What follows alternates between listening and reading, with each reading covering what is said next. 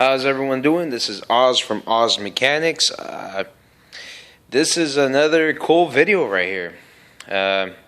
So today we are working on a 2006 Nissan Altima, 2.5 liter engine. Alright, so actually this is the second time this car's been at the shop. First time, actually one of my customers, he took it to another mechanic to get the engine changed out because it's a lot cheaper, but became a freaking death trap. He didn't tighten up all the bolts, this and that, but that's another story. So now he brought it back because it was sputtering when he was driving on the freeway. Car shut off, wouldn't turn back on.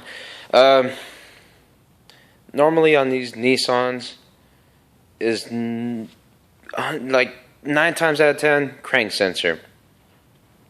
So what I was doing, I was checking everything out, making sure that was the crank sensor. An easy check is actually turning the key and seeing if the RPMs move, and this one didn't move at all.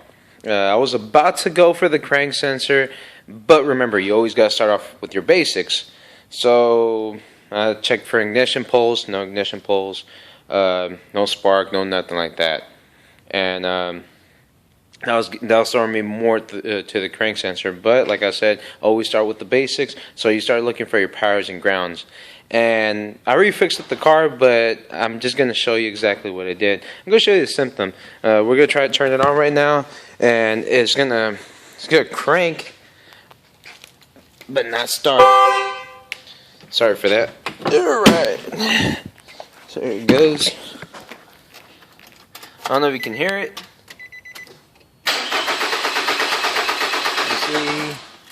Let's see if we can turn this on.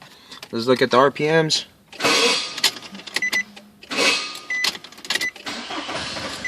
It started, try to start, but after all would not start.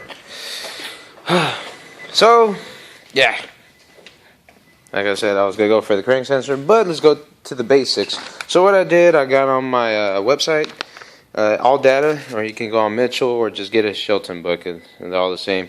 I actually started looking for powers and grounds, and remember in the beginning of the video I told you that he took it to another mechanic to change out the engine. So I was suspecting probably a ground issue, and guess what? As I was looking, here's one ground right there, and there's another ground right here. And I already timed. This is the one that was actually at fault.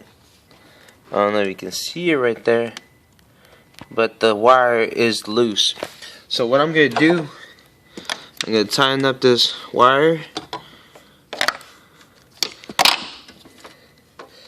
and we're going to see what happens.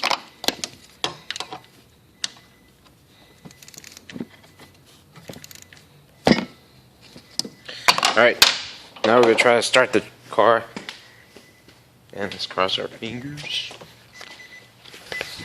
Alright, cranked on.